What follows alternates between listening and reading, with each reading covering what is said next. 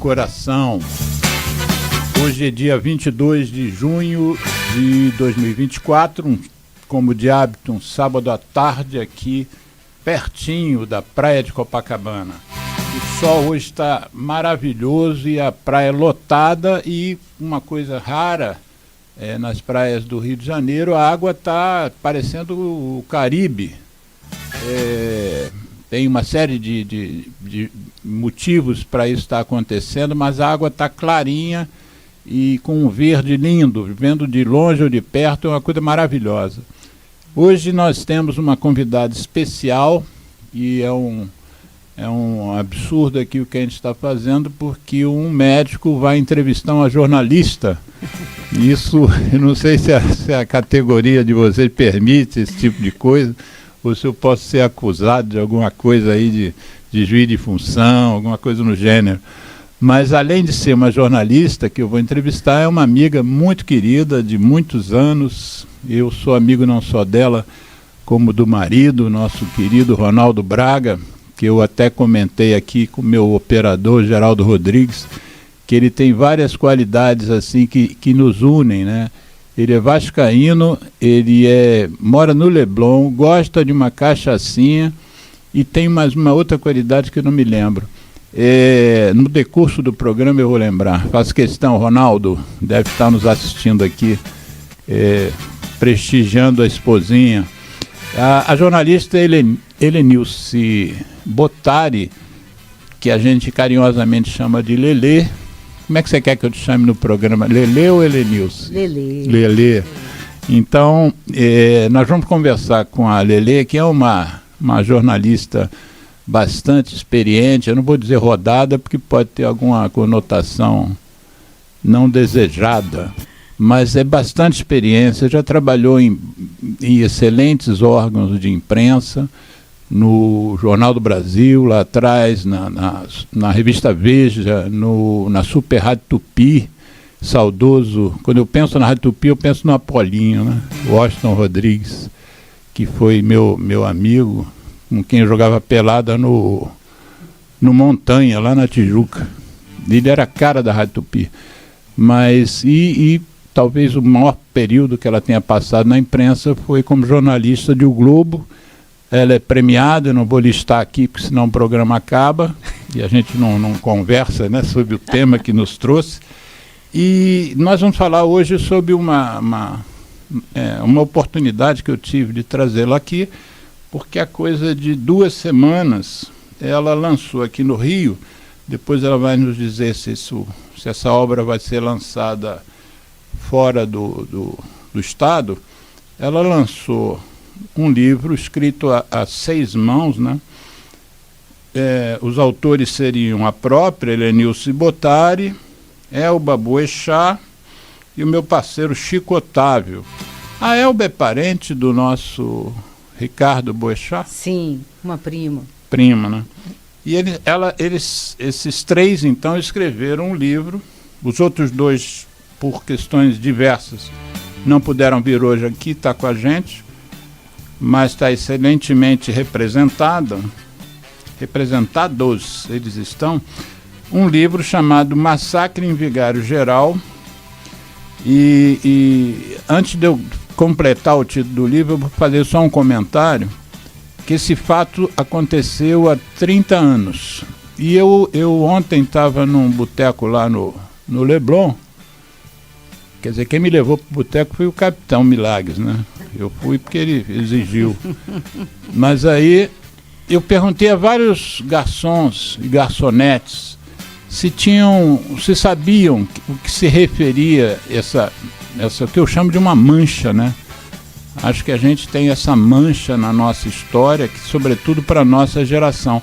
A maioria dos meninos lá, garçons e garçonetes, não fez relação nenhuma. Quer dizer, é como se essa mancha tivesse na gente, mais velhos, mas como você aponta aqui no livro, aquilo de lá de 30 anos ainda tem reflexos hoje. Então vai ser oportuno a gente falar então sobre essa situação do ponto de vista da jornalista que cobriu, ou 2 jornalistas, né, no caso aqui, que cobriram o evento.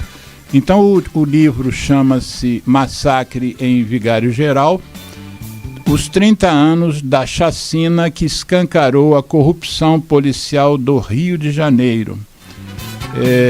Eu ainda não recebi o autógrafo, então antes da gente começar eu vou pedir a convidada já para autografar esta obra, que eu não vou chamar de obra-prima ainda porque eu ainda não li. Seria uma leviandade da minha parte, mas pelos jornalistas que eu conheço, deve estar realmente sendo uma belíssima obra. Esse evento que aconteceu em Vigário Geral, é bom a gente, para quem não é do Rio de Janeiro, se situar.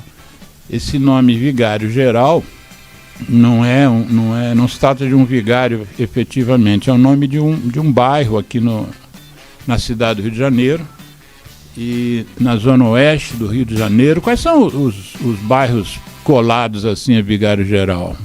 Diz algumas. Ali em Parada de Lucas, são vários bairros ali do entorno, né?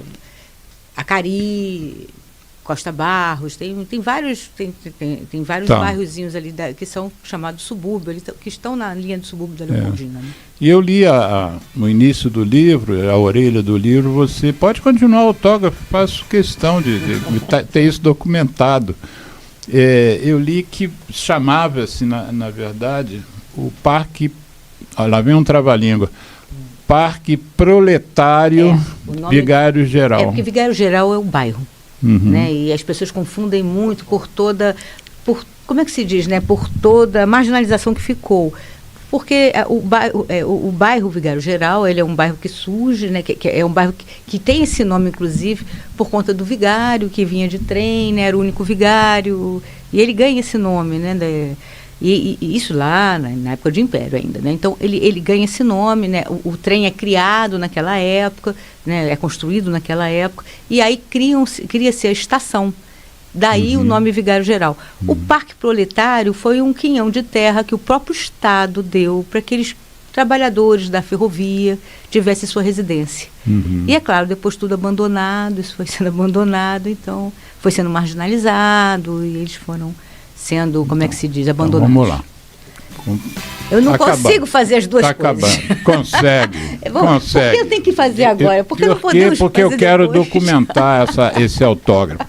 Mas, lembrando para os cariocas, esse termo Parque Proletário, ele não é uma coisa exclusiva de Vigário Geral. Aqui na Gávea, no bairro da Gávea, já na zona sul do Rio de Janeiro, tinha também um parque proletário, e onde hoje, para quem é da cidade vai localizar, fica o Planetário da Gávea. Né? Aquilo ali era uma comunidade imensa.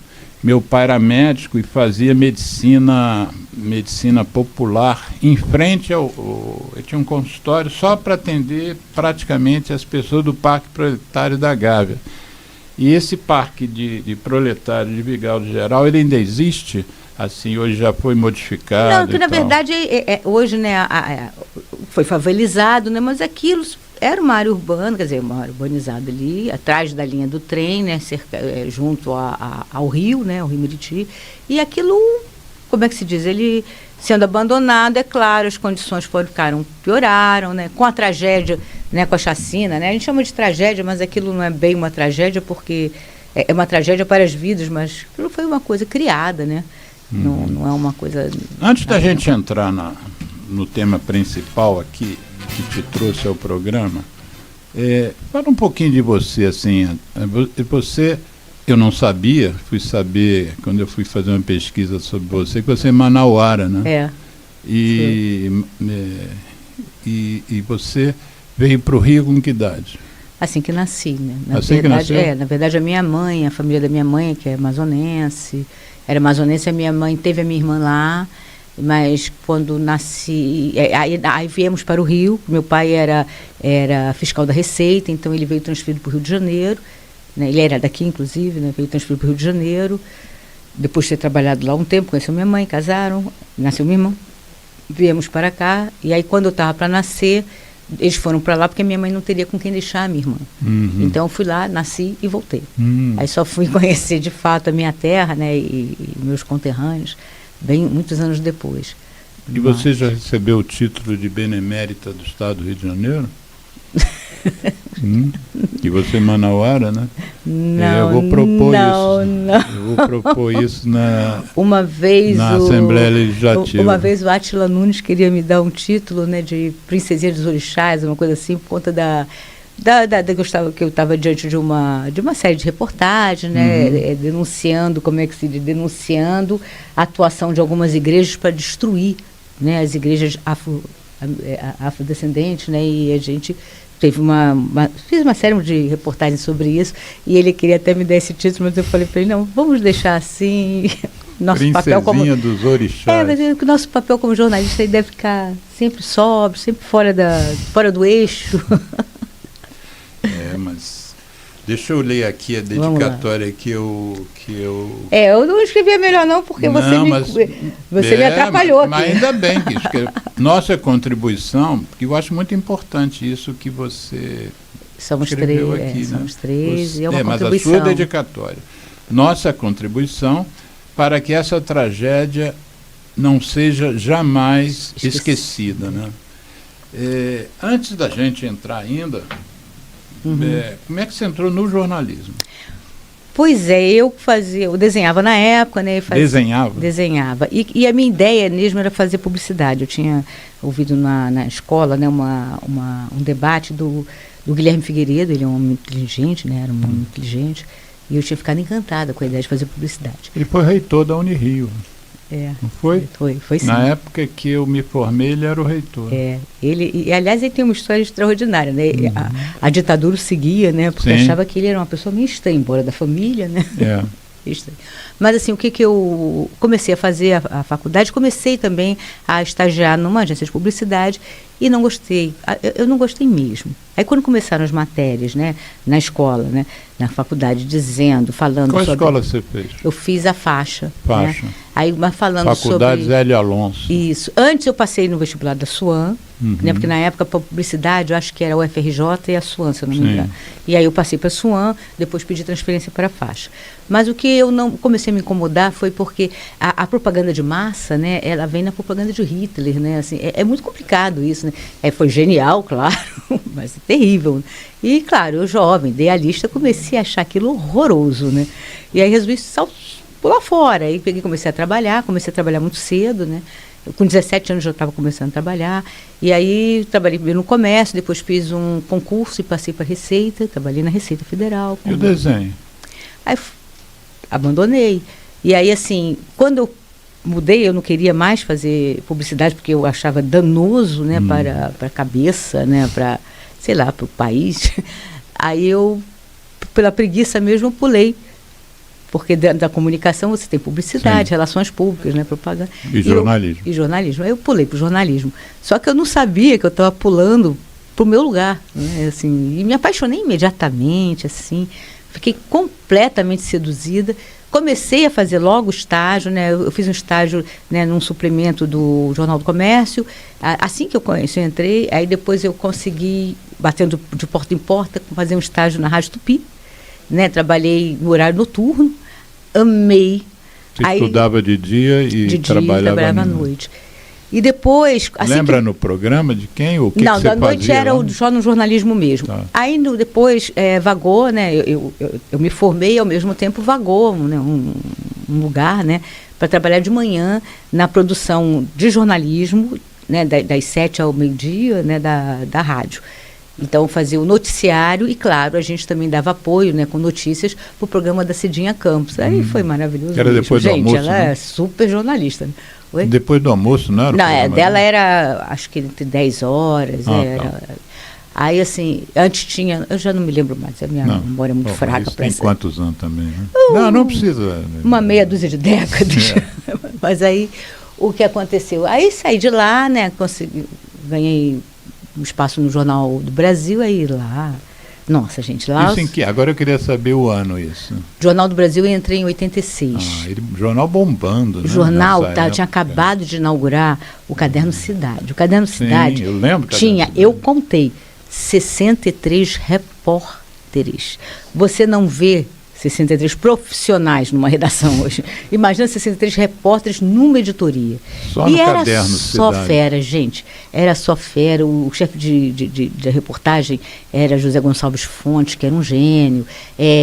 Repórteres, né? Tinha Bartolomeu Brito na polícia, o Birajara Moura, Milton Amaral, e tinha o que é um deus para mim até hoje, que está trabalhando até hoje, é meu amigo, assim, eu sou fã dele, que é o Luarlindo Ernesto, né? E vários outros, Ronaldo Braga, trabalhava lá, J. Paulo, né? J. Paulo da Silva, que já não está mais entre nós. Você conheceu o Ronaldo lá?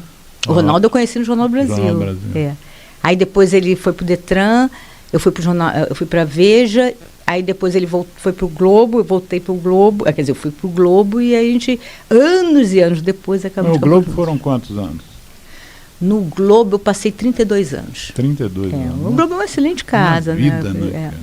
O Jornal do Brasil foi, assim, para mim, uma grande escola. Cuidado só com o microfone. Eu bati no microfone? Não. Tá bom.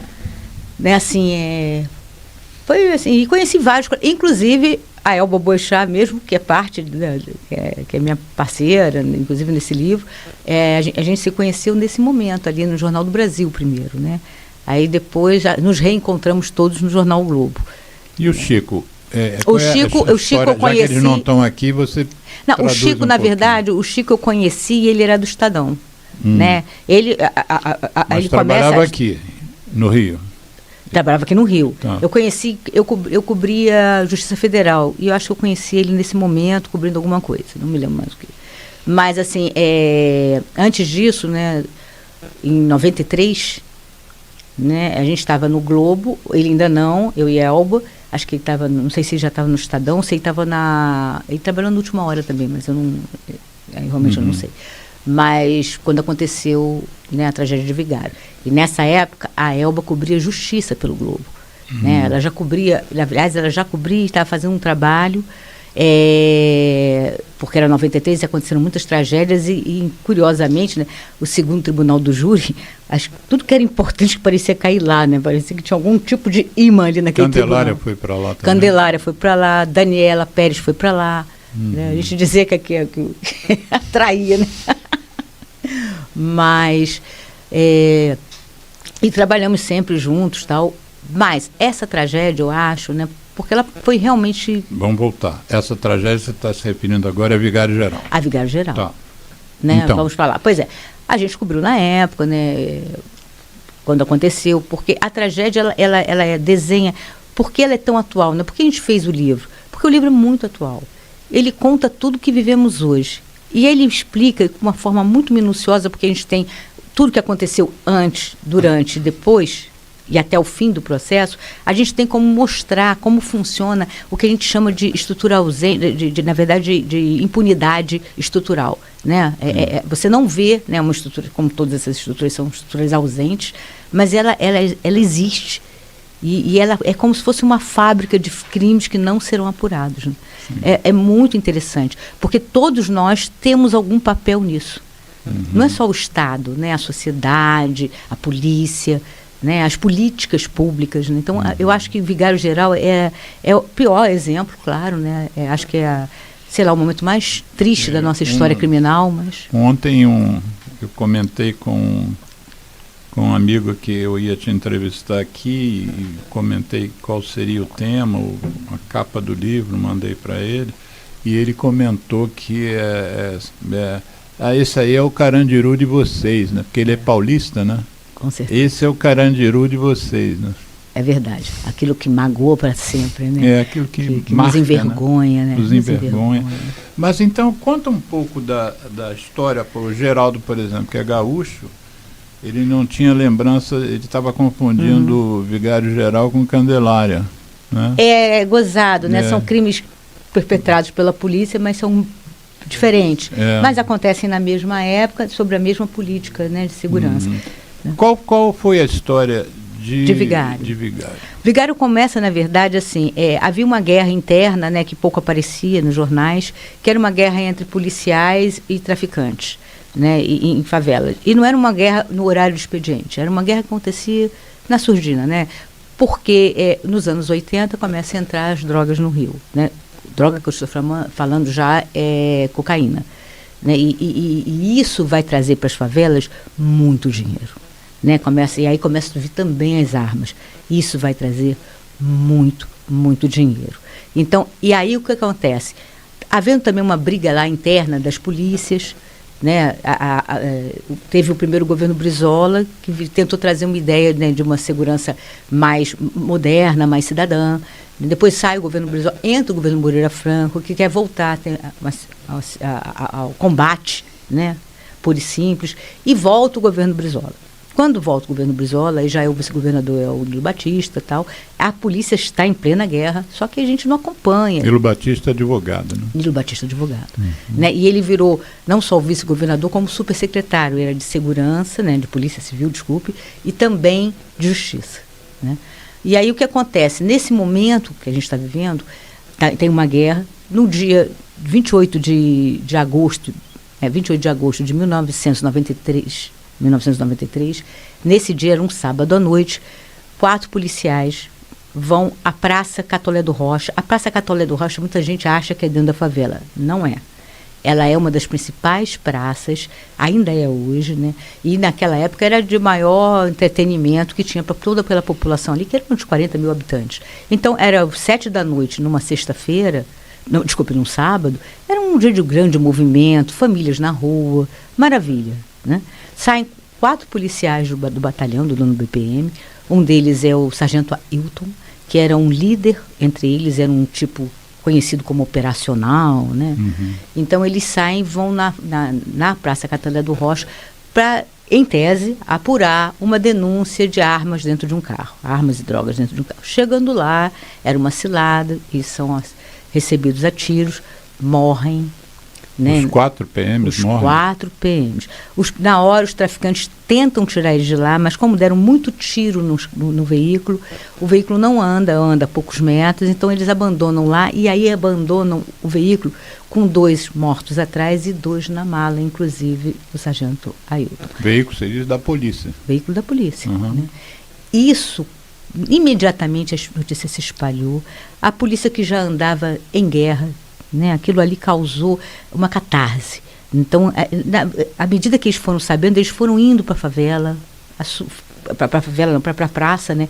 Se juntaram, eram dezenas de vários batalhões, né? Revoltados, né? Gritavam palavras de ordem contra a própria corporação. O comandante na época, que é o César Filho, né? Foi para o local. Agora fiquei, César Filho ou César Pinho, agora o nome realmente não me veio à cabeça agora.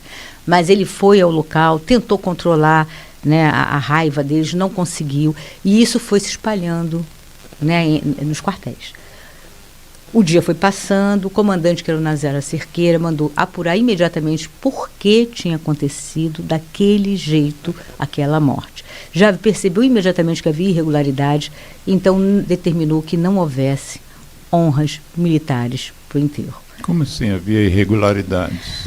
Bem, eles já tinham feito uma operação antes, onde tinham usado armas da corporação, disparado, isso daí não estava registrado.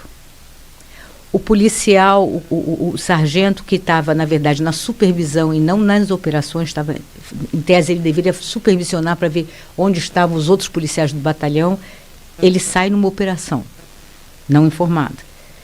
Vai pegar reforço dentro do PPC, o PPC, agora eu não me lembro qual deles, não era do Fazendinho, era o outro. PPC? Era Posto de Policiamento Comunitário. As favelas tinham... Como se fosse o PP hoje. Mas naquela época era como se fosse o posto de policiamento, era comunitário, mas já foi de repressão, né? É o posto do policiamento próximo da favela, que são, como o batalhão, eles trabalham com áreas muito grandes, eles têm algumas unidades que são como se fossem bases, né? E eles foram para essa base, né? E aí o que ele fez? Ele deixou o motorista da viatura dele, cada um tem um cargo, cada um tem uma função no sistema militar. Ele deixa o motorista dele não explica por quê, e pega os policiais que estavam na unidade, né? Isso já era uma coisa, por si só. Com os policiais. E sai com os outros policiais, sai com 3, né? Deixa um e sai com 3. E aí, isso é estranho. Isso já é uma irregularidade, imediatamente eles perceberam isso, mandaram checar com o policial que ficou na unidade, né? E logo verificaram que, na verdade, se tratava de uma tentativa de extorsão, né? Que deu errado, né? Então, o que aconteceu? Ele suspende, não admite que haja homenagens, né? Que as honras militares, né, são um salvo de 21 tiros, né? Eles ficam todos em posição de guarda, né, com uniformes e tal. Bem, ele não admite. O que acontece no enterro, né, nos enterros, mas principalmente no enterro do Ailton, que era um líder entre eles. O que acontece?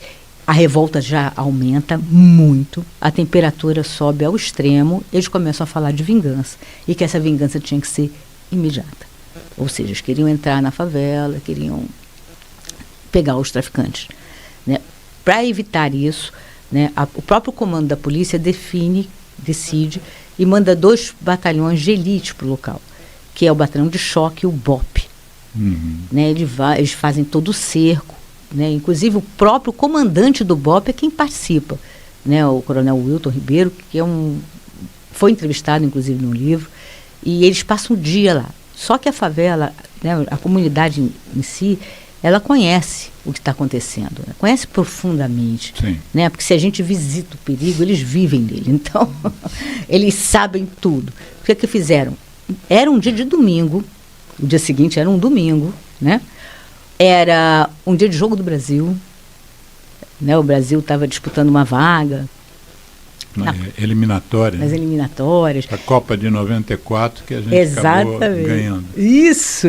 Então, assim, e era um dia importante, né? Porque o Brasil não vinha bem. Então, assim, tudo era... E nesse dia também estava marcado um festival de chorinho na favela, né? A Praça Catolé do Rocha iria receber o Nó em Pingo d'Água, que é um grupo chiquérrimo, né? Assim, maravilhoso, tal. Então, era realmente um dia de inclusão social. Mas os moradores ficaram claramente preocupados com a ideia de que o morro poderia ser invadido, né? Não só pela polícia, como também pela favela rival, que era ao lado, que era Parada de Lucas. Eles eram inimigos, né? Então, sabendo que os traficantes de Vigário poderiam estar fora da favela, os traficantes de Parada de Lucas também poderiam invadir. Mas, principalmente, durante todo o dia, as rádios, eles falavam, eles ameaçavam entrar na favela, os policiais, para se vingar. O que acontece? Até as 9, 10 da noite, as 2 polícias estão na favela. Aí o comando acha que está tudo tranquilo e decide que eles têm que voltar. Eles saem. Aí aqueles homens que passaram o dia bebendo, combinando planos, né, fazendo planos para se vingar, eles vão para a favela. E quando eles vão, eles ainda passam por uma blitz. Olha, eles passam por uma blitz do batalhão de Caxias, a blitz se desfaz e segue eles. A blitz se desfez. Mas eles estavam indo a caráter. Não, eles estavam com roupas comuns, paisana, mas levaram, claro, né, as toucas ninjas, né, e levaram sim. Embora fossem, na maioria esmagadora, policiais militares, eles foram com aquele colete da Polícia Civil, né, que é fácil comprar, né, também. Então, eles chegaram, eles marcaram encontros, né? Eles saíram de grupos, de lugares diferentes, né? O Clube Melo, era um deles, o outro era a Fazendinha, né? E tinha um terceiro clube também, que agora eu não estou me lembrando, mas eles se reuniram e foram todos para a comunidade, pararam ali em frente a Bulhões de Carvalho, e aí uma parte entrou pelo que eles chamavam, né, de a passarela do próprio trem, né? Outros por baixo, né, pelo que eles chamam de que era o buraco da Breda, porque tinha um estacionamento da empresa de ônibus Breda. E tinha um buraco, o lugar ficou conhecido como buraco da Breda. E também pela passarela nova, né, que estava sendo inaugurada. Então, eles entraram na comunidade, e o que fizeram? Saíram andando, né, a pé, né, por vários pontos diferentes. Um dos grupos, ele para em frente a uma birosca, que era a birosca do seu Joaci, Birosca do seu Joaci. Joaci, eles param ali, que era o Bar do Caroço, acho que o nome, não tenho certeza agora, muita coisa na cabeça. Mas eles param ali, começam a pegar os documentos, só tinha trabalhador, os poucos que estavam ali, todos se conheciam, moradores antigos, muitos ferroviários, né? Porque era uma comunidade antiga dali, né? Que se conhecia bem e tal, todos ali eram amigos. E eles pedem documentos. No que pedem documentos, eles mostram tal. Terminam, eles saem da Birosca, e no que saem, um deles, que era um dos mais violentos, que era o Bicego. Como era? Alexandre Bicego. Bicego. Bi de bola, Bicego. Bicego. Ele vira para um outro que estava, não sei de forma absurda, carregando na cinta uma granada de defesa das Forças Armadas. Ele pega a granada e fala assim: isso funciona, e joga para dentro do bar. Explode. Né? Essas granadas de defesa, elas são para matar, então assim, o estrago é imediato, mas no que faz isso, não sei se ele ou o Fialho, um deles ou o próprio Ricardo, vira e fala: agora a gente tem que completar, tem que fazer o confere. Né? O barulho chama a atenção da casa em frente, que é a casa onde moram evangélicos, uma família toda de evangélicos. 8 adultos, né? Quer dizer, 7 adultos, uma adolescente e 5 crianças. Né? Eles entram para dentro da casa, começam a revistar todo mundo, né? Pedir documento e tal, mas já um deles, que era conhecido como Bebezão, porque ele era enorme, está vivo até hoje, né? A touca não ia até lá embaixo, né? A touca ficava aqui na testa, sei lá, alguma coisa assim. Então, claramente, ele poderia ser reconhecido por qualquer um. Então, decidem que tem que matar todo mundo. Né? Mataram a família toda? Mataram os 8 da família e iam matar mais. Quando começa o próprio Ricardo, o Fialho, algum deles fala para ele: bom, eles vão reconhecer você, então vamos matar todo mundo, tem que morrer as crianças. Nesse momento, o Neto, que é um dos policiais, né, que era da Umbanda, né, de família também religiosa, tal, ele decide que não, que tinha chegado ali ao máximo, né? Que eles entraram para matar traficantes, mataram moradores, famílias, e matar crianças, e aí eles iam matar, a título de queima de arquivos, crianças entre 9 e 2 meses, 9 anos e 2 meses. É uma coisa assim, acho que para o Neto aquilo ali parou, né? Não, é ali que para o Neto, não há, as crianças são inocentes, não pode matar, fica aquela discussão entre eles, tal. A vizinha ao lado está ouvindo tudo. A vizinha você entrevistou também? A vizinha eu consegui entrevistar. A vizinha é um caso espetacular, porque a vizinha, ela era trabalhadora de uma empresa, era segurança, né, trabalhava na área de segurança dessa empresa. O chefe dela era um policial militar, ele dá carona para ela chega, vê aquele movimentação, ela e o chefe dela, vem a movimentação de policiais antes das máscaras, vem que tem 2 viaturas da polícia. Ela é poupada porque o chefe fala assim: ela é minha contenção, tipo, ela é pessoa minha. Aí eles não podem deixar. Ela chega na casa dela, ela assiste a tudo. E o chefe dela já intuía o que ia acontecer. Com certeza, mas o que eu digo é assim: olha a situação. Eles matam a família, saem da casa, ela vai em socorro das crianças, né? É ela que vai ajudar as crianças a saírem, porque as crianças tentaram fazer do jeito. Qual é o nome dela mesmo? Adriana, ela era Adriana. As crianças, a mais velha era Núbia, né? E todos muito pequenininhos e tal. Isso aconteceu há 30 anos e a sua memória está fresca em relação ao nome. Não está fresquinha assim não, hein? Então, olha que eu posso falhar Poxa. Aqui. Bom, enfim. Gente, é muito réu, é muita vítima. Mas assim, o que acontece, assim, o que é tão grave, né? Além da barbárie feita ali, né? Aí começam, os tiros chamam a atenção dos outros. E eles saem matando quem encontram na rua. Eles não param ali. Eles continuam matando quem eles vão encontrando pela rua. Os policiais, né? Porque, na verdade, a gente acredita que tivesse mais de 50, porque eles jamais entrariam numa favela à noite para enfrentar traficantes 10 policiais, 20. Mas então acredita-se que tenham sido mais de 50. Eu acho que eu te interrompi. O desfecho das crianças, qual foi? A Adriana ajuda as crianças a pularem, né, para a casa dela. E os policiais deixaram? Não, os policiais saíram porque... Deixaram as crianças vivas. Deixaram as crianças vivas porque o Neto bancou. O Neto era um policial também da mesma tropa e também operacional. Ele pertencia, inclusive, ele era amigo do Ailton, do sargento Ailton, que tinha morrido. Ele era amigo pessoal do sargento Ailton, né? Compadre, trabalhava na mesma viatura, né? Sobre a liderança dele, era sócio dele em barco. Então, assim, o Neto era muito próximo dele. E quando o Neto enfrenta, elas não vão morrer. E elas são salvas. Aí o que acontece? A Adriana, que é a vizinha, tira as crianças, espera que eles vão embora, né, que eles têm que ir embora, porque eles sabem que vai dar errado, né, eles vão embora, e ela pega as crianças e leva para Vera, que é irmã, é a tia das crianças e é a irmã das meninas mortas ali, né, e filha. Eu vi, está na contracapa, fala da Vera, não é isso? Mataram a sua família, ela responde, não precisa me abraçar. O que foi esse texto, essa coisa, porque é muito dolorido, né? Primeiro chega a Adriana, bate, atende o marido dela, aí ele fala assim, fica aqui, fica com as crianças, que eu vou, já volto.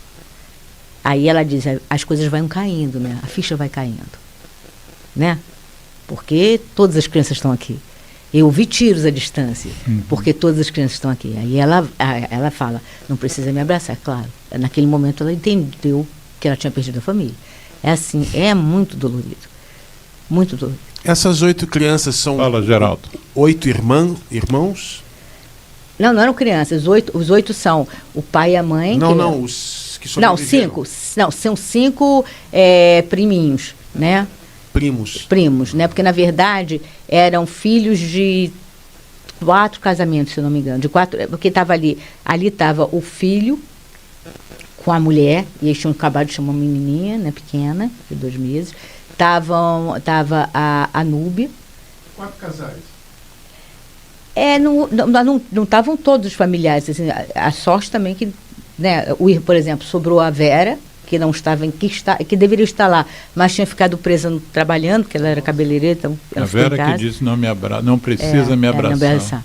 E o irmão que eu não conheci, ele não estava morando na favela na época, né? Os outros estavam lá, inclusive uma delas que era amiga da Adriana, agora estou esquecendo o nome dela, mas que era amiga da Adriana, ela tinha voltado naquele dia, tinha feito as pazes com os pais e tinha voltado naquele dia para casa. Então, assim, é uma tragédia, assim. E você imaginar, você ter a sua família dizimada. Essas crianças, elas assistiram, acho que, eu não sei, se é possível a gente perceber o tamanho desse trauma. Então, quando a gente vai fazer o livro, inclusive, e o livro ele é enorme, né, ele é enorme, assim, toda a história da investigação, do processo, a gente escolheu um momento em que a gente ia, de alguma forma, mostrar essa opinião mesmo, né, essa dor, que ia ser, no início, pela vivência das crianças. Nós abrimos a introdução, o ataque sendo feito na casa, né, pela visão falado pela própria Núbia, aos 9 anos. Né? Hoje tem 39. E a Núbia, né, e a gozada, ela é uma criança naquela época, e crianças têm medo de escuro. Então ela estava com um lençol cobrindo o rosto, porque crianças que têm medo de escuro dormem com lençol cobrindo, né? E ela ouve um barulho, ela estava acostumada a ouvir tiro, mas ela percebe que o tiro não está distante, está dentro da casa do avô. Quando ela tenta tirar o lençol, tem um fuzil na cabeça dela. Então, assim, é uma história horrorosa, e a gente coloca como as crianças viram, a história de monstros. E foi uma coisa monstruosa, né?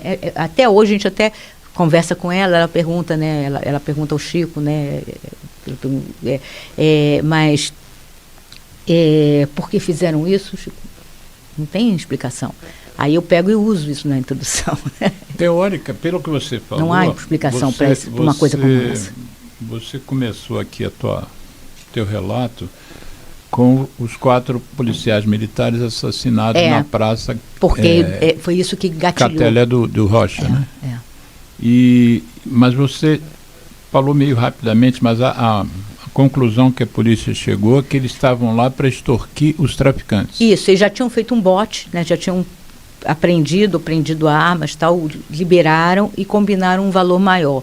Os traficantes, que eram traficantes de vigário, e que naquela época era da quadrilha do CV, que não fazia acordo com a polícia, combinam isso para a chegada deles e quando eles chegam, eles simplesmente executam. Quer dizer, a consequência já começou errado, né? Já começou tudo ali estava errado. Tudo ali estava errado. Porque o que eu às vezes penso, às vezes não, com frequência, eu não tenho muita dúvida mais. As forças de segurança, elas são de segurança da população, né? Teoricamente, elas foram criadas para defender a população. Não, elas foram criadas para defender o reino. Para defender o reino. A polícia foi criada para defender o reino. O reino. O rei. O rei. Era o reino de Portugal, né? Nós fomos aqui, o vice-reino. Essa é a história da criação aqui, né? Da Polícia Militar. É essa a história. Então, ela foi criada para defender um patrimônio, né? É claro que hoje ela deve ser uma polícia cidadã, mas isso é uma briga muito longa, né? Muito difícil, muito complicada. E aí o que acontece nesse caso, e aí é muito curioso, à medida que eles vão embora, a população começa a sair e aí começa a perceber o tamanho da violência, né? Foram 21 mortos. Aí assim, 21 mortos, nenhum deles com qualquer tipo de envolvimento com nada. Só moradores, trabalhadores. Aquilo vai gerando um ódio, eles vão se organizando. De manhã explode, né? E eles fecham todas as principais vias dali da região, os moradores. Também param os trens na região, né? E decidem, viram uma crise governamental incrível. O Brizola não estava no Rio, porque o Brizola ia se candidatar, ia acontecer a segunda eleição para presidente. E o Brizola ia se candidatar à presidência. Ele estava no Sul fazendo campanha. O Nilo estava no papel de governador interino. Não interino, porque nesse caso é vice-governador, mas cuidando. E aí a polícia tenta chegar lá, eles decidem que a polícia não entra mais na favela. Você vê quando a população decide, população civil, sem arma, que a polícia não vai entrar na comunidade, você vê a que ponto a situação chegou. Só poderia entrar com a chegada e negociado pelo próprio governador. Então o Nilo, que tinha feito um sobrevoo, né, para saber qual a situação, teve que pousar e ir até lá, né, para tentar levantar. Para negociar a entrada. Isso na segunda-feira. Isso na segunda-feira. Até para que a perícia pudesse entrar na comunidade. Eu conversei com o perito, ele foi recebido a pedrada. Pela população? Pela população, porque mesmo sendo polícia civil, mesmo sendo perícia, a população não queria mais ninguém dentro, né? E aí, assim, é uma coisa complicada, foi muito negociado e acaba que eles entram, né, a partir da chegada do vice-governador. E aí, quando entram, começa a ser a apuração. Era óbvio que era coisa de polícia. E aí aquilo choca muito o governador, né? Era uma coisa muito chocante. E aí acontece uma coisa que eu achei extraordinária, né? A população precisando chamar a atenção. Nós não tínhamos internet, não tinha nada disso. Aí um garoto, cria do morro, que estava estudando ainda, né? Que era o Caio Ferraz. Cria do morro, ele tem... Cria da favela, né? Ali não é morro, não. Ele tem uma ideia genial. Vamos colocar os mortos enfileirados em praça pública. E aí é essa foto que está na entrada do livro. E essa foto, ela rodou o mundo. Naquele dia, rodar o mundo sem internet não é fácil, não. Mas rodou o mundo naquele dia. E isso explodiu, né? Então, assim, foi assim... Aí foi uma catarse mesmo. Então, aí começa o outro problema, né? A questão política da segurança. Isso sempre existiu. Antes de você entrar no problema, já que você mencionou a foto está na capa do livro. E para quem está nos ouvindo pelo rádio, pelo site da rádio, a descrição seria o seguinte: você teria aqui uma quantidade imensa, quantidade muito grande de populares, formando um semicírculo, né? Deveria ser um círculo, mas o que aparece na foto é um semicírculo. E no meio desse... Não, eu já vi até que é um círculo mesmo, que a foto pega umas cabeças aqui que estão do lado de cá, do que está no centro. Então, no centro desse círculo de populares, que aqui só pela foto deve ter no mínimo aqui umas 100 e poucas pessoas. E você tem no meio 1, 2, 3, 4, 5, 6, 7, 8, 9, 18 caixões. Porque foi o que foi possível juntar ali. Porque caixões deles, abertos e as pessoas lá dentro do caixão. Um deles, que é o menino que estava na moto, que chega e é assassinado por último, ele foi usado, ele foi o primeiro caso a ser registrado e acharam que era uma morte isolada. Só quando eles descobrem o que acontece dentro da comunidade, mas assim, que vai ser juntado, né, vai ser unido e tudo. Agora, o mais impressionante é que a gente foi, naquele momento, né, começa aquele movimento todo, pressão popular, e aí a pressa de se resolver. Aí todas aquelas questões que existem, das polícias que brigam, né? E aí o que acontece? Nessa pressa de se resolver o problema, eles acabam não checando dados muito básicos. Nesse caso, uma coisa impressionante, quando a gente refaz o caso, né? Porque eu e Elba cobrimos naquela época, mas quando a gente refez o caso... Isso, essa... eu queria até falar um pouquinho disso. Essa foto, ela é icônica, ela pertence à repórter Márcia Foleto. Mas ela foi distorcida. Porque a gente chegou a discutir com os editores da Record sobre colocar uma foto de extrema violência na sua nitidez total. Né? Você pode reparar que ela está granulada. Porque ela, quando nítida, você vai dentro do livro, ela está nítida, ela é pesada demais, ela é violenta demais. Né? Eu acho que a gente teve esse cuidado, porque a história é muito violenta, ela é muito grave, né? E o desespero dessas pessoas é uma coisa que... Porque ali entre esses populares devia ter uma série de parentes, não só de amigos, e de parentes dessas pessoas que estão ali no caixão. Parentes, alguns... Né, a família... A gente vê cenas hoje em dia parecidas com essa lá na Palestina, na faixa de Gaza, né? A gente vê aqui, né? É que eles não fazem mais assim, né? Não permitem que isso aconteça, né? Sim, mas nessa... Protege a polícia? Esse daí eu acho que é bombeiro, desculpa. Isso aí é o bombeiro tentando arrumar. Né? Porque, detalhe, os carros, os rabecões, todos... Rabecão é o carro funerário, né? Todos enfileirados, então era uma fila enorme de carros. Assim, tudo era simbólico ali, tá? Quer dizer, simbólico assim, tudo tornou-se simbólico do tamanho daquilo ali. Né? Só que quando a gente faz essa investigação, aí vem pra gente o que é pior. Né? Eles usaram pelo menos 2 viaturas da polícia, isso nunca entrou no inquérito. Nunca ouviram a Adriana, a vizinha, de porta e de frente, a mulher que estava desde o início, que levou as crianças, ela nunca foi ouvida. Nem no inquérito, nem na justiça, nunca. Ela nunca foi ouvida. Como você explica isso? Eu acho que a polícia, quando quer, trabalha bem. Então, para mim, também já está mais bem esclarecido. Mas você tem ali a defensoria, você tem a promotoria, nunca o promotor... O promotor não sabia, não tinha informação. Eu sei que... Houve um problema que eu acho gravíssimo, porque era a pressa de mostrar resultados.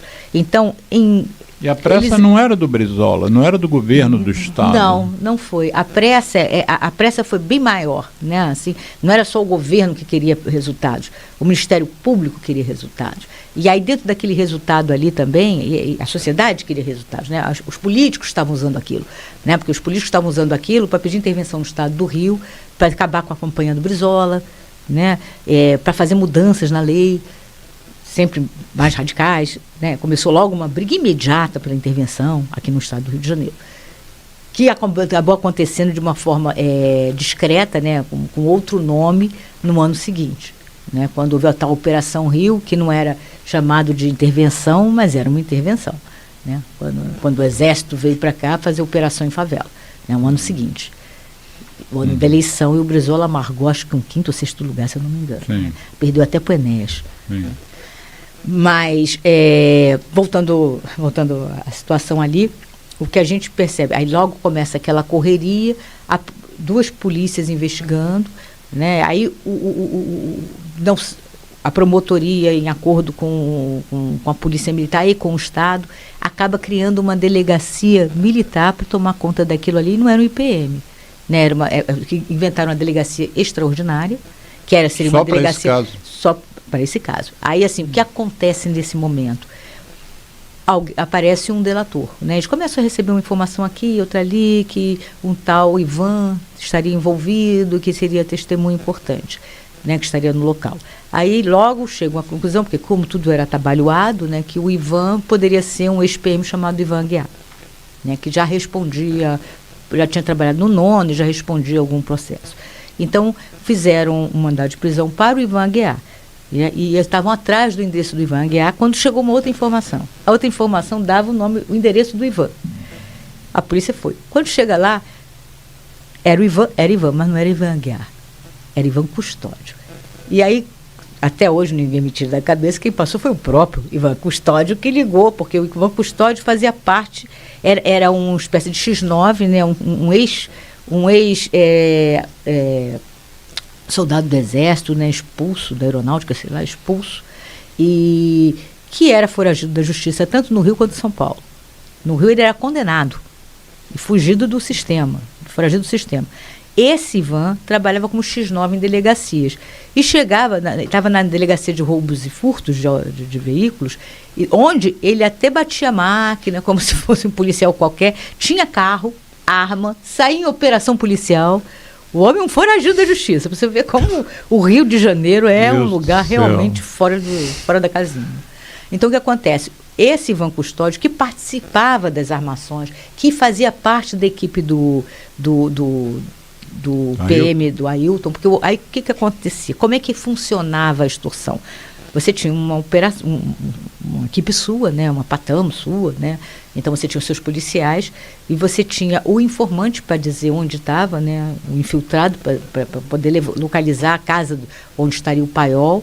E você tinha uma delegacia para chamar de sua, né? Porque você tem que prender o malandro, levar para a delegacia e aí começar a acionar advogado, acionar alguém para pagar o sequestro. Então, a extorsão funcionava nesse ritmo, né? E o Ivan, que era parte desse grupo, quando acontece a chacina, ele não está naquele momento na favela, segundo todos os depoimentos, ele não está na favela, mas deveria estar, porque era mais um dos convocados para participar daquilo ali. Então ele sabia que era a bola da vez, porque ele era sócio, junto com o Neto e o Ailton, o sargento morto, de 2 ou 3 barcos. Ah, ele era um dos sócios Ele era um dos sócios. E teria passado a mão no dinheiro do Ailton. Então, o Ailton já estava por conta dele, essa é a versão que se fala, né? E o Bicego, que fazia parte da equipe na patamo do Ailton, já tinha tomado todas as dores. Então, assim, e quando acontece isso com o Ailton, e ele no dia seguinte não está lá na vingança, logo se entendeu que ele era o traidor. E na verdade, ele não foi, começou a passar ele próprio informações sobre os policiais que estavam no local, né? E acaba ele sendo preso com o nome de Ivan Aguiar. Quando a polícia chega lá e descobre que ele não é Ivan Aguiar, é Ivan Custódio, ligam para o quartel, tem alguma coisa esquisita aqui, porque aqui não mora Ivan Aguiar, mora um Ivan Custódio que jura que sabe tudo, de vigário geral. Aí, então traz, né? E aí ele passa a ser a grande testemunha, chamada, identificada apenas como Ivan Ponto.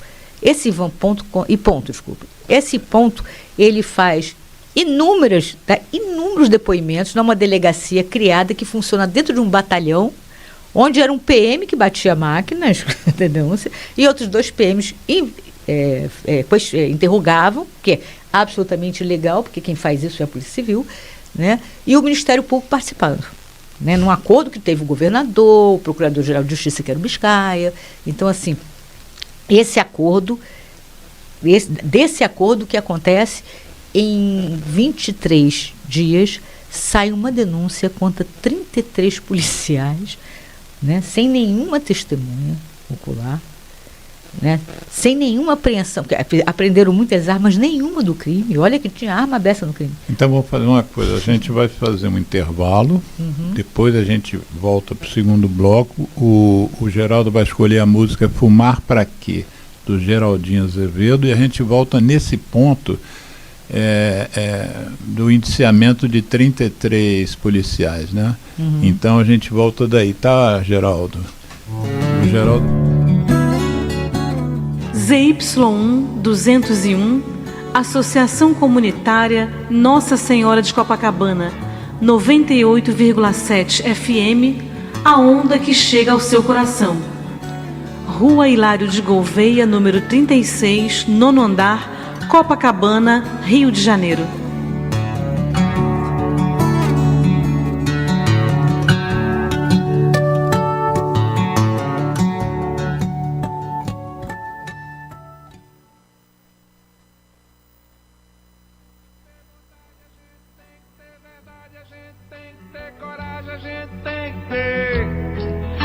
Ninguém precisa de você, fumar pra quê?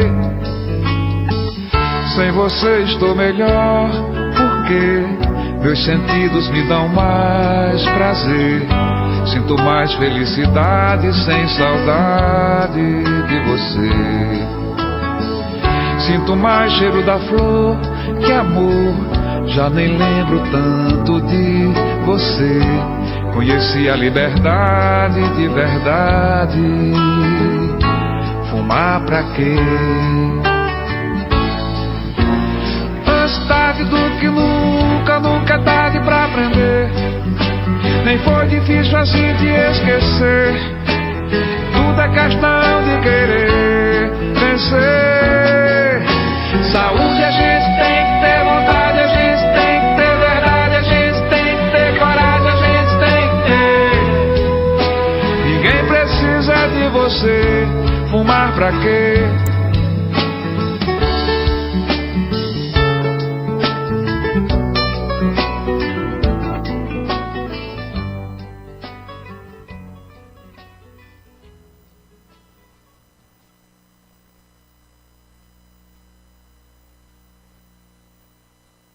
Eu me chamo Tony Garrido, junto de Vange Souza, a gente convida a dizer não ao cigarro, não ao tabaco.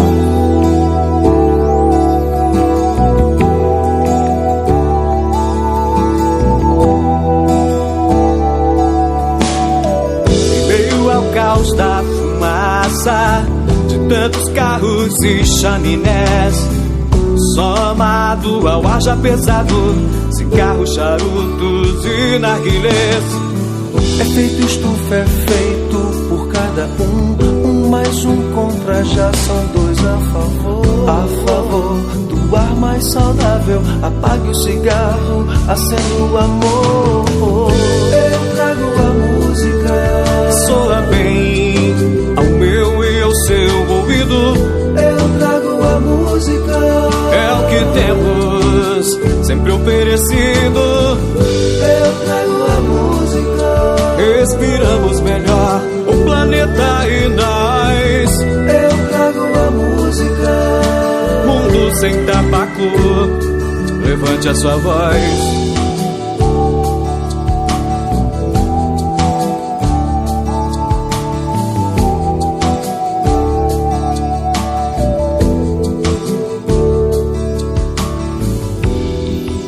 Eu trago a música, soa bem ao meu e ao seu ouvido. É o que temos, sempre oferecido.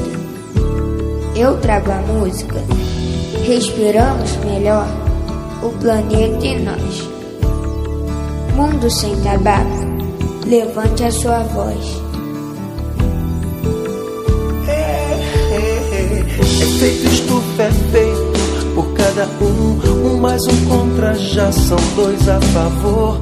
A favor do ar mais saudável, apague o cigarro, acenda o amor. Eu trago a música, soa bem ao meu, ao seu ouvido. Eu trago a música, é o que temos sempre oferecido. Eu trago a música, respiramos melhor o planeta e nós. Eu trago a música. ZY1 201, Associação Comunitária Nossa Senhora de Copacabana, 98,7 FM, a onda que chega ao seu coração. Rua Hilário de Gouveia, número 36, 9º andar, Copacabana, Rio de Janeiro. Estamos reiniciando o segundo bloco do programa Viva a Voz Saúde deste sábado, 22 de junho de 2024, com um tema bastante duro, né? um tema de algo que aconteceu em 1993, quer dizer, vai fazer já 31 anos, mas um tema que marcou a cidade do Rio de Janeiro pela crueldade, né? Uma coisa inédita, né? Uma violência, porque uma das coisas que eu penso quando eu vejo assim é que os policiais, eles recebem um soldo que sai dos impostos de todas as pessoas, né? Como eu, quando recebia meu salário no Ministério da Saúde. Na verdade, os policiais eles representam, naquele momento que eles estão a trabalho, eles representam o Estado brasileiro, né? Com certeza. E o Estado brasileiro, ele tem leis, né? E uma das leis é que não existe pena de morte no Brasil, né? Então, quando você vê uma autoridade pública matando alguém, ele está sendo pior do que um criminoso comum, né? Porque ele é o Estado brasileiro, ele assumiu ali um papel, enfim. Mas o primeiro bloco nós encerramos com você chegando no momento em que esse inquérito que correu em 23 dias indiciou 33 policiais militares como tendo sido os que estavam lá naquele dia fatídico. Isso, praticado a chacina. Sim. Né? Como se todos tivessem praticado a chacina. O que também na lei é complicado. Né? Você não pode dizer que todos atiraram, a não ser que cada uma das vítimas tivesse pelo menos 33 tiros. Sim. Né? Então isso daí já é um... Mas e aí, como é que foi o desenrolar desse inquérito? Pois é, isso é que é o mais louco. E aí eu acho que a gente tem que só colocar um detalhe que é importante. Entre as brigas que havia naquele momento, havia briga nas corporações e briga entre coronéis, né, alguns na ativa, outros não. Tinha um tenente-coronel que, na verdade, era o Emílio Laranjeira. Ele, naquele momento, era um deputado de direita, um líder, né, da chamada bancada, que hoje seria a bancada da bala. Né, e ele era considerado inimigo do Brum, porque... Brum.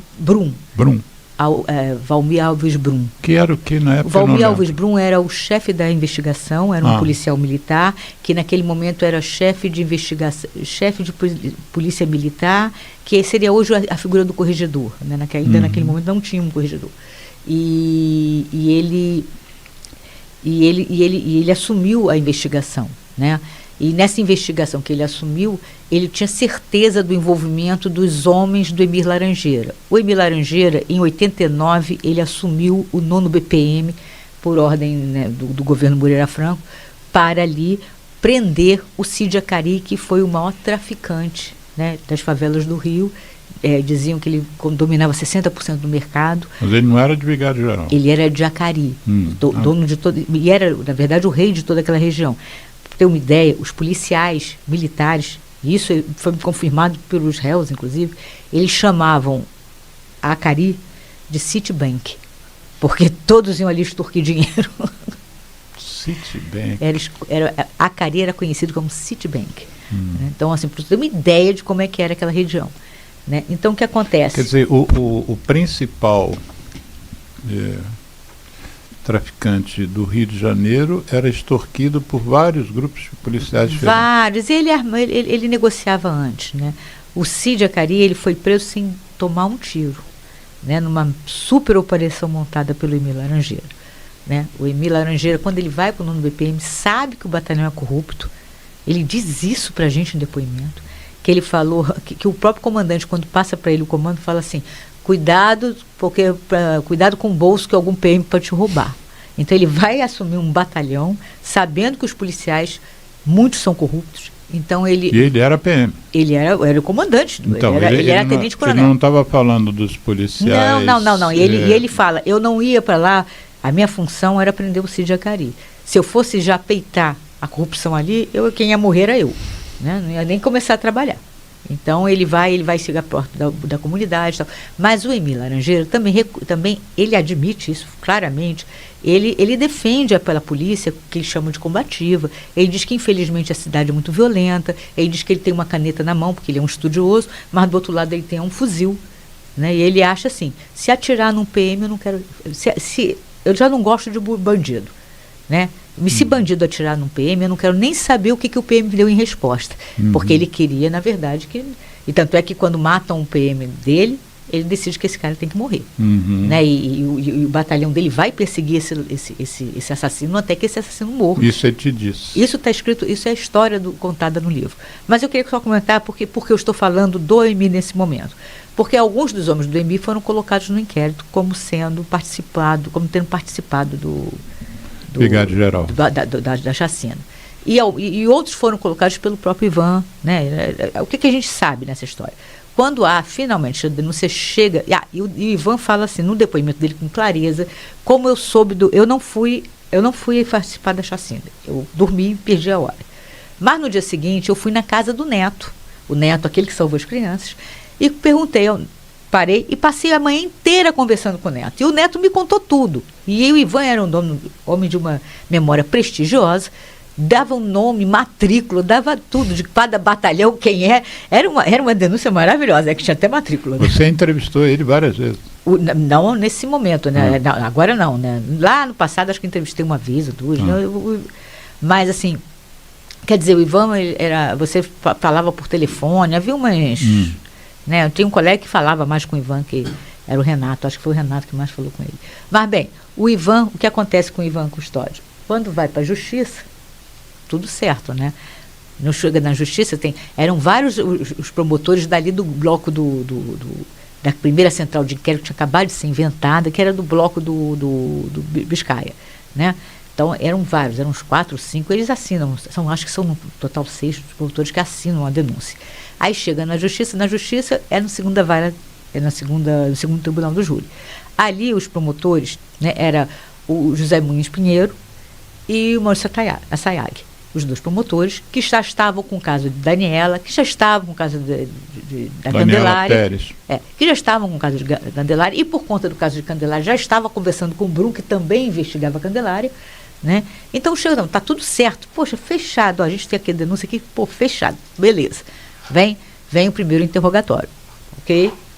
Né? Pedem antecipação de provas com medo que atirem, que matem o Ivan. Então, ao invés de serem ouvidos, né, primeiro os acusados, é ouvido primeiro a testemunha. E a testemunha é o Ivan. E você disse que a Adriana não foi chamada como testemunha? Não foi, nunca nem existiu. Aí chega lá, um depoimento de 9 horas, 12, era um depoimento gigantesco. Ele falou de todas as histórias do Rio de Janeiro. Entregou o Estado inteiro, né? Todos os esquemas de corrupção, algumas coisas totalmente absurdas, inventadas. Bem, foi falando, mas até então, maravilha. E aí o que acontece? Mas como é que você soube ele falou sobre o vigário, cada coisa. Todos os dados, parecia até que estava lá. Aí, mas como é que você soube tudo isso? Porque o neto, aí contou, porque o neto, minha família, ok, foi fechado, tá tudo certo aí, tá tudo tranquilo. Aí chega no depoimento seguinte, né, no outro dia, aí os policiais começam a falar, a vez do neto. Olha, isso daí não aconteceu. Isso é mentira. Como é que é mentira? Não é mentira. Por quê? Porque nesse dia que ele diz, eu estava de plantão, numa operação policial, junto com 5 batalhões, não sei quantos comandantes, ou seja, tinha meio mundo de pessoas que ouviram o neto trabalhando no dia que estaria conversando com ele. Aí acabou o caso. Né? O Pinheiro fala isso, né? Muito curioso. Ele diz assim, pronto, acabou o vigário, está todo mundo solto, não vou ter ninguém. O vigário, o doutor Pinheiro comenta isso com a gente na entrevista. Aí começa uma corrida contra o tempo do Pinheiro, Assayag, né? Atrás e descobrem... Mohamed?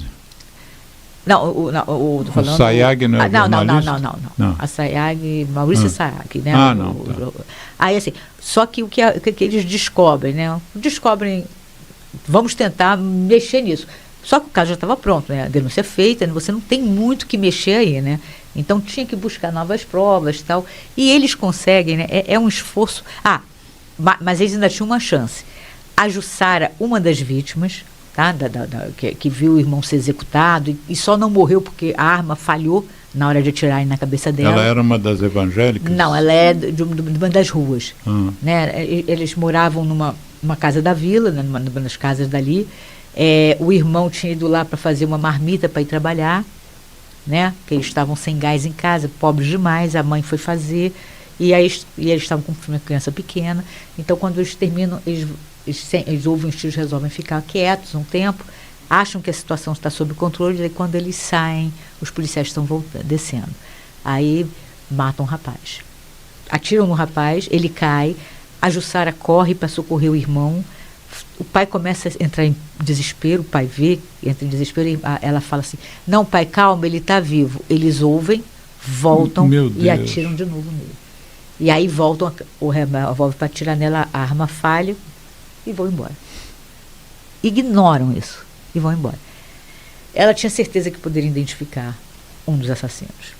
Ela tinha certeza absoluta. Então, havia esperança que ela identificasse. Só que a investigação, baseada nas acusações, né, do Ivan Custódio, apontava um policial, né?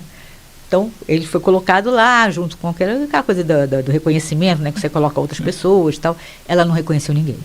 Aquilo foi um desespero para a promotoria, né? Ou seja, aquele apontado como sendo, ela não reconheceu. E ela dizia que ter certeza que poderia reconhecer. Ele não estava com touca ninja? Não estava com touca ninja. E ela não nesse momento não estava. Mas ela não reconheceu porque não era ele. Né? Era um reconhecimento de uma pessoa passada pelo Ivan Custódio. Aí o que acontece depois? Momento seguinte, né? No mesmo dia, aliás, eles pedem, aí os advogados já deve ser o Ivan Custódio, tentando que aí se provasse que fosse o Ivan Custódio, quebrava, mas também seria bom para a promotoria, porque você ia ter uma testemunha ocular, né? Um participante. Mas ela também não reconhece o Ivan Custódio. Mas para piorar a situação, ela reconhece, ficou nervosa, sei lá, ela reconhece o policial que prendeu o Ivan Custódio e que prendeu alguns dos acusados. Que não tinha nada com isso. Ela só confundiu mesmo. Isso foi uma confusão. Aí, assim, a partir daí o inquérito está complicado, né? O processo está muito enrolado. E eles passam a trabalhar para ganhar tempo, para tentar localizar, conseguir. E eles têm uma ideia, uma sacação muito legal, e a juíza, na época, que foi a Maria Lúcia Capiberibe, ela abraçou a história. Ela manteve presos todos eles. Todos 33. Não eram 33 porque alguns não foram presos, outros estavam foragidos, uns morreram. Então, eu não me lembro mais, que eram 29 ou 30, agora não estou lembrando, ou era 31, agora não estou lembrando exatamente quantos eram ali. Mas ela manteve presos. Quando ela mantém presos, aquela coisa que todo mundo fica junto, porque um não entrega o outro, todo mundo nega, eles não vão ter como sustentar, soltam todo mundo. Mas passa 2 anos sem ter feito um crime e vê se você vai topar. Eles começou a se desfazer essa aliança. 2 anos presos? Passaram 2 anos presos. Em 95, eles resolvem. Aí um advogado, que agora não estou, acho que é o Temístocles, sabe o nome dele, eu não tenho certeza nesse momento, mas acho que sim. Ele tem a ideia e passa para um dos réus, né, que é o Borjão, né, de gravar. Vamos gravar. Vocês conversando dentro da cadeia, porque eles ficavam falando sobre o crime. E aí começa uma gravação aqui e outra ali. Aí, nesse momento, o Emir Laranjeira, que ainda era deputado, né, ele é convidado para dar por um dos presos que estava no hospital, que era o Bebezão, né, um gigante lá, que era o que queria matar as crianças. Vai no hospital da PM, porque ele estava internado, problema de saúde, ele e um outro. Vai o Emir Laranjeira no hospital, chega lá, o Bebezão falou, eu não aguento mais essa pressão. Era Miúdo, piadinha, né? O apelido, ele tinha 3 apelidos, Miúdo, Xuxa, porque ele invadia as favelas com uma peruca loura, achava divertido, e Bebezão, porque ele era um homem gigante com cara de bebê. E aí ele vira para mim e fala, né, olha, coronel, não aguento mais essa pressão, resolvi que vou falar, mas eu vou falar tudo de uma vez só, vou falar aqui para o senhor. Somos 10, identifica ele próprio, e outros 9. Aqueles outros não fazem parte. Os outros não fazem parte, são outros, e identifica os outros. Né? Ele dá nomes de outros.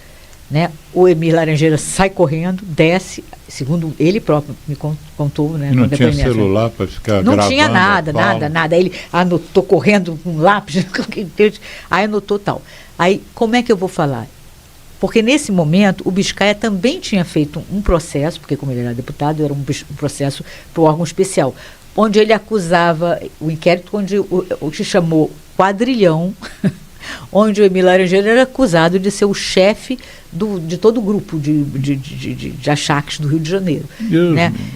Envolvendo os delegados, envolvendo os policiais militares de vários batalhões, e inclusive eles eram chamados de cavalos corredores. A razão de cavalos corredores, que isso daí virou uma história assim, era porque quando o nono entrava na favela, né, nono batalhão, que é o de Rocha Miranda. Quando eles entravam na favela, eles já vinham com a porta aberta e um policial veloz, que era até um corredor, ganhou até campeonato, ele saía correndo para pegar o fogueteiro. Porque o fogueteiro, se ele acendesse os fogos, eles correriam, não conseguiria pegar os outros. Então, a mira deles, o alvo deles era o fogueteiro. Então, esse policial saía correndo, era um cavalo corredor, para alcançar. Aí isso originou o apelido para os moradores de comunidade de cavalos corredores, aqueles policiais truculentos que entravam em favela atirando. Também ganhou mesmo esse nome, né? Mas, na verdade, o cavalo corredor não era esse grupo auto-intitulado cavalo corredor, era isso. Bem, por conta disso, eles começaram a se gravar. Essas gravações entregaram muita coisa, né? Um deles é o Cirlei Teixeira, e aí ele, conversando com um colega, não sabendo o que está sendo gravado, ele dá detalhes, ele fala da história da birosca, ele confirma toda a história da Casa dos Evangélicos, ele conta muitas coisas, inclusive, e aí é fantástico, ele conta que ele tinha um ótimo álibi, porque eles mudaram, rabiscaram, falsificaram o livro de informações do batalhão. Um livro de controle do batalhão foi mexido, fraudado. Isso tudo na conversa. Isso está nas gravações. Eram horas e horas de gravações. Essas gravações foram recolhidas, né? Aí passou o Pinheiro, aí juntou ao Pinheiro, além do Assayag, que também fazia parte, juntou o Dr. Chute. Agora está me falhando o nome dele, gente. Mas é um procurador maravilhoso. Mas isso é bom, André que as pessoas compram o livro. Todos esses nomes que você não está lembrando estão aqui no livro. Não então, todos. Então está aqui no livro. Deixa as pessoas com gostinho de quero mais. Mas graças a essas fitas, o Ministério Público conseguiu fazer uma denúncia, né? E aí conseguiu levar a julgamento. Isso, eles foram o primeiro aí a julgamento, foi em 97. O crime aconteceu em 93. Foi o Paulo Roberto Alvarenga e foi condenado a 449 anos. 449 anos. Era uma coisa extraordinária, era história sendo feita ali. E a gente cobrindo, a Elba, coitadinha. A Elba, ela consegue fazer uma entrevista com o tal Borges. Tem gente que pode ter começado a ver o programa no segundo bloco. Elba Boechat, Chico Otávio e Elenilson são os autores desse livro aqui, Massacre em Vicário Geral. Então, você está falando da Elba. A gente descobriu, inclusive, aliás, isso foi Elba, que a Elba consegue uma entrevista, né, uma entrevista exclusiva, né, raríssima, com um dos envolvidos, que era o Borginho, e ele conta para ela sobre um atentado que fariam, né, para matar a juíza, Maria Lúcia Capiberibe, e o Pinheiro, né, um dos promotores do caso. Né. O carro dele, no dia que ele está levando a denúncia para algum lugar, para casa, para estudar alguma coisa, o carro dele é roubado. E levam embora o processo, e tiveram, inclusive, que refazer a primeira parte do processo. No dia que ele estava com o processo? No dia que ele levou, porque ele ia estudar para fazer. No dia. Então, assim, era claro que eles tinham informações, era claro que tinham pessoas do lado de fora, era claro que eles matavam outras pessoas. Um dos assassinos que realmente mataram ali, que participaram da tragédia, né, que atira dentro do bar, um deles, que é o Cláudio Fialho, ele era russo, né? E aí ele foge dali. Quando na pressa do inquérito, eles prendem um outro cara, que acho que é José Esfair Neto, porque ele era russo também. Então é ele colocado como sendo o Cláudio Russão, apesar do nome dele não ter Cláudio. Tanto é que claramente a vítima também não reconheceu, porque ele não era de fato o Fialho.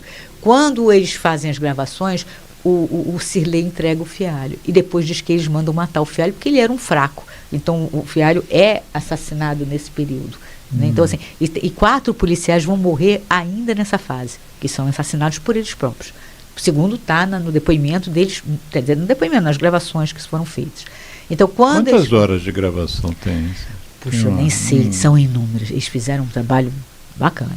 Aí depois, que coisa interessante, quando a condenação histórica tal, mas a legislação brasileira já... Condenação histórica do primeiro, os outros da primeira também condenação. Não, aí foi o que deu errado. Porque você, depois de 20 anos, se a pena vai além de 20 anos, tem direito ao segundo, o direito a um segundo julgamento. Então era como se não existisse o primeiro. Né? Era automático o direito. Né? Então o juiz, malandramente, como eram 21 vítimas, ele não deu para nenhuma delas mais de 20 anos. Deu menos. Somando tudo, dava 449 anos, mas nenhum... Com mais de 20. Com mais de 20. Você pode somar 20, não Esse foi a ideia dele, maravilhosa. Só que o advogado entrou com recurso e conseguiu ganhar, porque, primeiro, olha que coisa louca, para provar que não foram 21 assassinatos, foi um crime corrido. Olha para mim. Foi um crime corrido. É como se fosse um crime só, né? Porque é um crime continuado. A tese do crime continuado. Você pode matar 21 pessoas, mas... No mesmo tempo, na mesma hora, então foi um crime continuado. Continua, o mesmo crime. Eu agora estou na dúvida. É só uma condenação. Isso daí eu acho que vai haver alguma mudança depois, mas na verdade... Porque quando a ideia do crime continuado foi criada, era assim, por caso de, por exemplo, uma vendedora que rouba todo dia um sapatinho da loja, para ela não responder e ser presa por 300 anos por tantos sapatinhos que roubou. Então, o que eles fizeram? A lei, o legislador, ele criou a ideia do crime continuado. Aí, anos depois, isso, de forma errada, acabou abraçando crimes muito mais graves, que foi o caso de Vigário Geral. Então, a tese do crime continuado fez com que aquele crime caísse, né, de 21 para 1 apenas, sendo que, como é muito grave, podia triplicar a pena. Então, ele chegou a 79 anos, como se fosse a pena de 3 condenados, né, por 3 mortes. Né? E aí está lá que é o Baiense, né, o seu Baiense, que era o pai de um dos rapazes, né, mortos na chacina. Ele está lá assistindo, né, e vem o promotor tentar explicar para eles por que tinha caído, né, de 449 para 70 e poucos anos, e explicando, né, também essa questão do crime continuado. Aí ele pergunta assim, doutor, só para eu entender, quer dizer, na prática, que é como se eles tivessem matado só 3? Aí ele, na prática é isso. Doutor, só para eu saber, o meu filho estava entre os 3 ou o meu filho não era ninguém? Barato, né, assim, muito interessante. Aí o que aconteceu? A partir daí, os promotores saíram, porque o Pinheiro tinha que ser promovido, ele já estava na beira, já estava tentando evitar a promoção, não conseguiu, ele foi promovido, mudou a promotoria. E os promotores que chegaram não confiavam na tese, né, da gravação, porque achavam que era coisa do Emir Laranjeira para proteger os seus. Então passaram a duvidar da validade da fita. Aí começou uma dificuldade enorme, né? Os que foram condenados, de alguma forma foram condenados...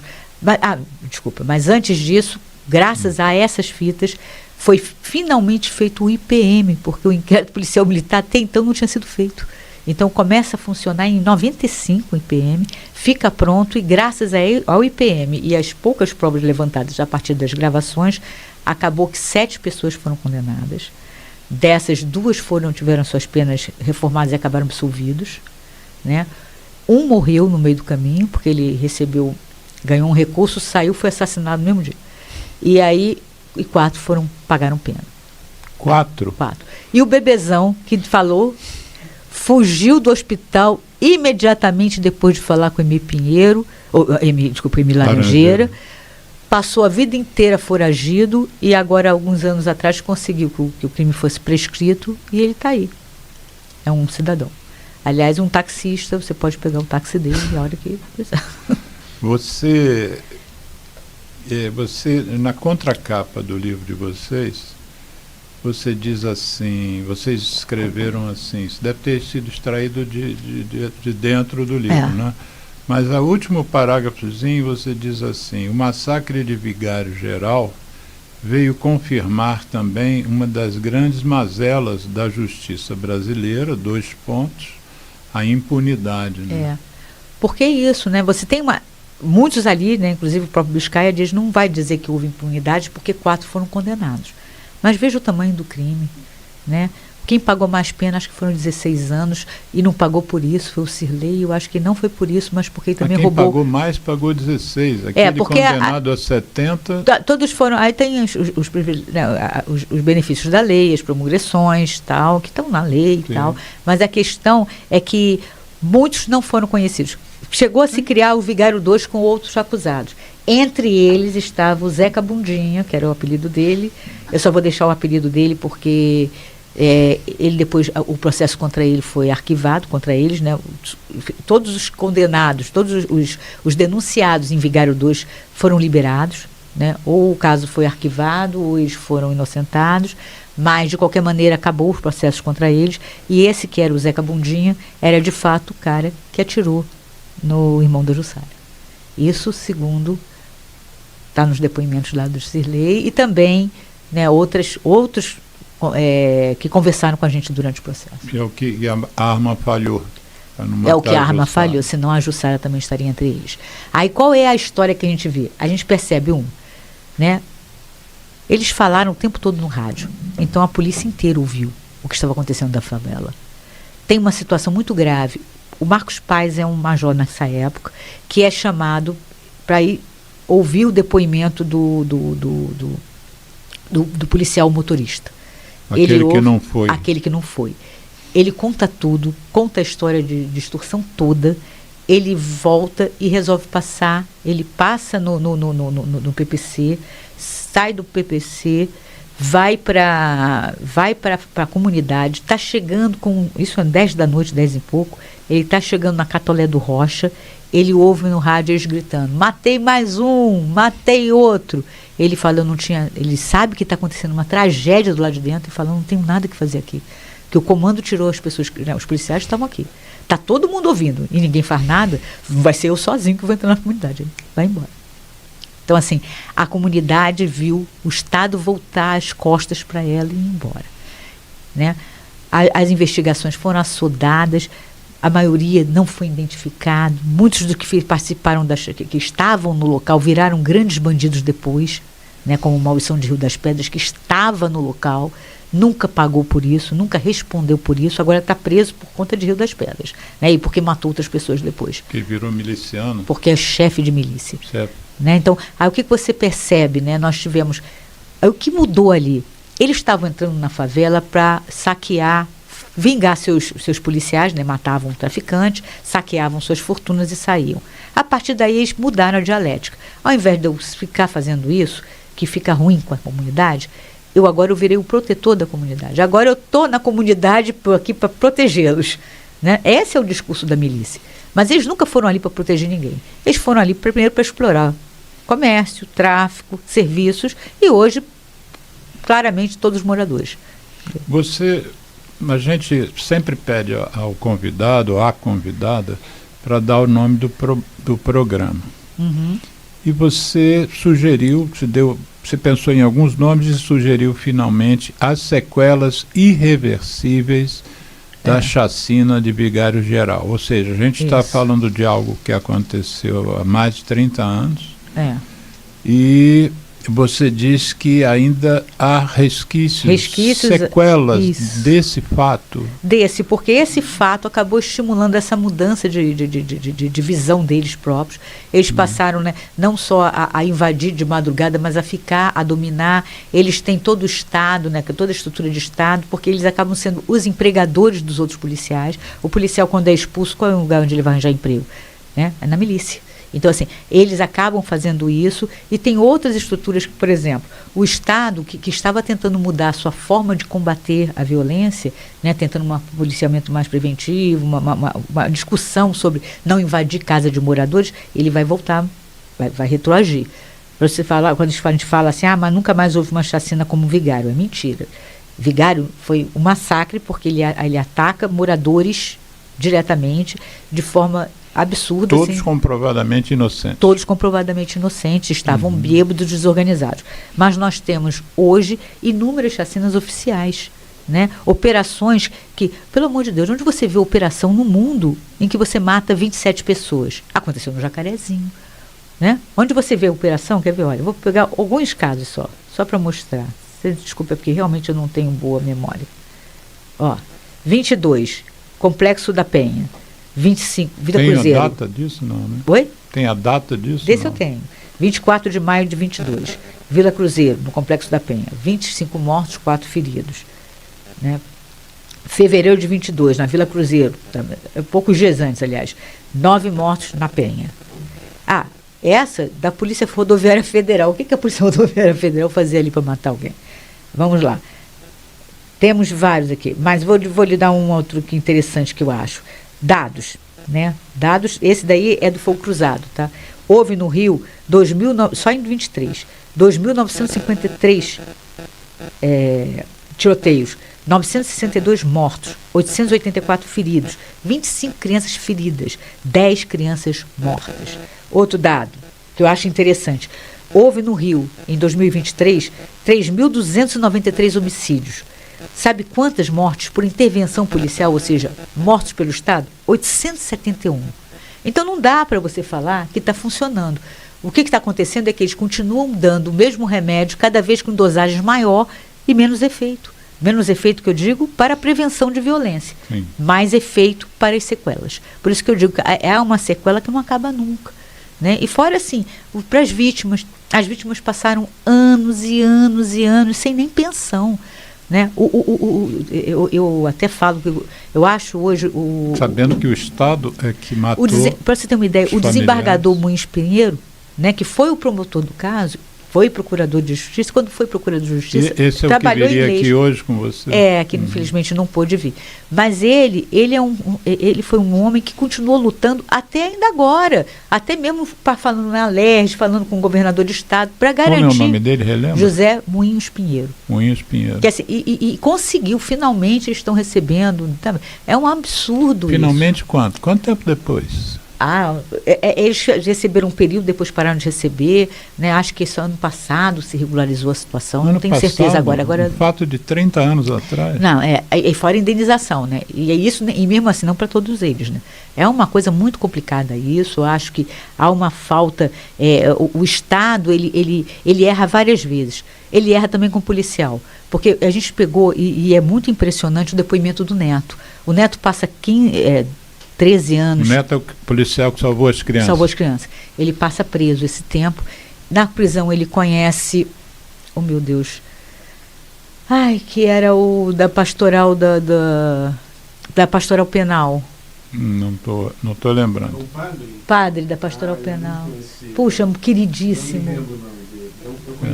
Eu tenho aqui. Procura aí no Google. Ele, gente, mas conta. Pode olhar, claro. Mas ele conhece esse padre. Trombeta. Padre Trombeta. Conhece.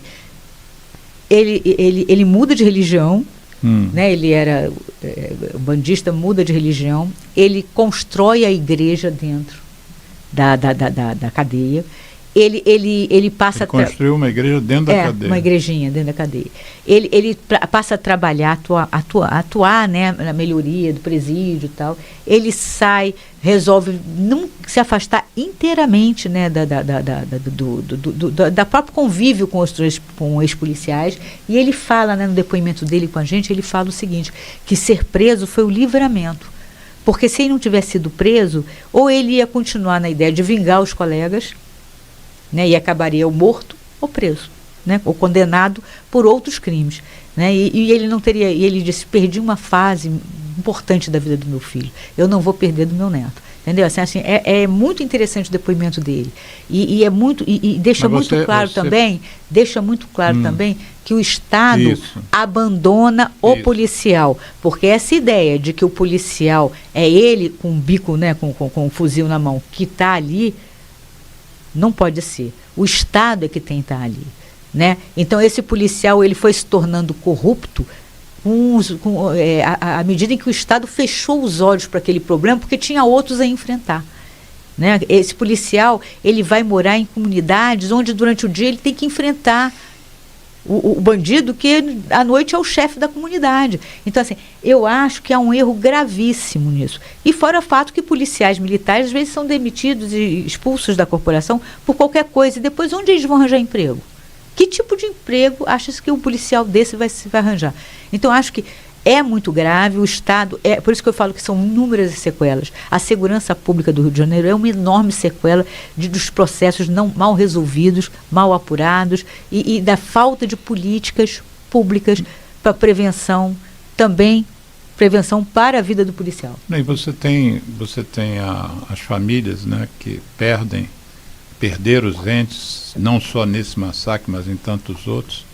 E às vezes mortes isoladas, né? Não são nem massacres, é uma morte, mas a família toda sofre, e a família do policial passa pela mesma coisa, né? Às vezes a gente vê muito policiais mortos com 2, 3 filhos, um de 1 ano, outro de 3 anos, outro de 4 anos, né? Porque são jovens, na maioria dos casos desses que enfrentam esses conflitos, são policiais jovens, né? 25 anos, 30 anos, 30 e poucos anos. E sabe essa coisa, coisa simples, né? Papai vai na escola contar o que ele faz. Qual papai PM pode fazer isso, gente? Entendeu? Não existe. Não existe. Eu acho que as sequelas são muitas. E tem outras que eu acho que a gente pode puxar aqui, que eu acho que são interessantes, né? Essa política, né, criminosa de tiroteio e tal. Peraí que o Geraldo já está aqui apontando. 3 e 5. Tá. Assim, mas só a última, né? É o custo para a saúde pública, né? De pessoas que ficam sem trabalhar, porque estão sempre feridas, sequeladas, pessoas que morrem deixando... são arrimos de família, né? O custo são 41 milhões só em 22, só para feridos de tiro no Brasil, 41 milhões. Isso está falando de saúde. População que deixa de existir, não tem escolas que não funcionam, então você não tem uma rede pública funcionando. Tem uma antropóloga que inclusive nós vamos trazer aqui ao programa, que ela eu sei que um dos trabalhos dela é demonstrar como esses conflitos dentro das comunidades impedem, por exemplo, que as pessoas façam tratamentos médicos. Eles não conseguem sair e perdem a consulta, perde cirurgia, perde o exame que ia fazer e não pode fazer, e obviamente remarcar exame na rede pública a gente sabe que é difícil, né? Às vezes entrou lá no CISREG, conseguiu marcar uma intervenção, se não foi naquele dia, vai a fila. Mas se alguém quiser, Lili ou Lelê, eu não comentei que a gente chama você carinhosamente de Lelê. Se alguém quiser entrar em contato com você, assim, você tem um e-mail, alguma coisa que as pessoas possam enviar para você, uma mensagem, uma pergunta? O meu e-mail é helenilce.botari@gmail.com. Normalmente Helena se escreve com H, mas esse Helenilce sem H. Helenilce, mas tem o L .botari, no final. helenilce.botari@gmail.com. Tá. Helenilce. Ou manda pelo Messenger, né? O Messenger eu sempre Botari vejo. são 2 T's, né? 2 T's. BOTTARI. gmail.com. Na hora que a gente reeditar o programa, eu escrevo esse endereço de e-mail aqui. Eu desejo um sucesso, esse livro, sucesso que eu digo, não só para os escritores e para a editora Record, né? Não só para o lucro da editora e dos escritores, mas que faça a reflexão, né? Que ajude a gente a refletir sobre o que está acontecendo no Brasil, para a gente não virar, por exemplo, um México. Eu acho que tem dados muito bacanas, né? Porque a gente pega dados, né, com especialistas, estudiosos, sobre a gravidade do que é isso, né? Do que é essa política de segurança. Então, para os ouvintes, fechando, massacre em Vigário Geral, os 30 anos da chacina que escancarou a corrupção policial do Rio. Esse livro foi publicado pela editora Record e os 3 autores, Helenilce Botari, nossa convidada, Elba Boechat e Chico Otávio, que tinham compromissos e não puderam comparecer. É um livro bem grande, quase 300 páginas, né? 293 páginas, mas eu acho que vai valer cada uma dessas páginas, né? Sobretudo quem gosta do Rio e quem gosta de gente, né? Isso aqui realmente, como vocês disseram, seria para a gente nunca mais, como você escreveu na dedicatória, jamais essa história, essa tragédia não seja jamais esclarecida, não é isso? Obrigado, Lelê. Esquecida. Um grande abraço, obrigado, Geraldo, aos ouvintes, e divulguem o programa, compartilhem mesmo em massa aí para a rede de vocês. E comprem o livro, obviamente.